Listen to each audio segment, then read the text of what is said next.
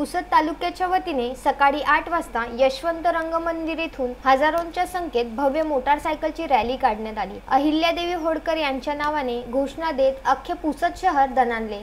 प्रारंभी सकाळी 8 वाजता सर्व अहिल्यादेवी होळकर प्रेमी येथील यशवंत रंगमंदिर येथे मोटारसायकल घेऊन एकत्र जमले। त्यानंतर सदबाराव मोहोट, प्रकाश पाटील वायकुडे आणि सुभाष बोडखे यांनी रॅलीचे नेतृत्व करत पुसद शहरातील मुखरे चौक, वसंतराव नाईक चौक, स्टेट बँक चौक, नवीन पुसद, गांधी चौक, नगीना चौक, कापड लाईन, सुभाष चौक, छत्रपती शिवाजी महाराज चौक, फुले चौक या मार्गाने मार्गक्रमण करीत मोटारसायकल रॅली निघाली। या रॅलीमध्ये महिला आणि पुरुष मोठ्या प्रमाणात सहभागी झाले होते। हनुमान मंदिराजवळ रॅलीची सांगता झाली।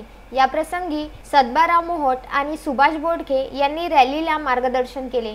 या रॅलीमध्ये महेश नाईक, श्याम पाटील, कैलास गावनर, प्रकाश, आनंद शिंदे, सचिन खटके, प्रदीप मोठे, गजानन पाटील, ढोणे, पंकज जयकर आदी धनगर समाज बांधवांनी रॅलीत सहभाग घेतला होता।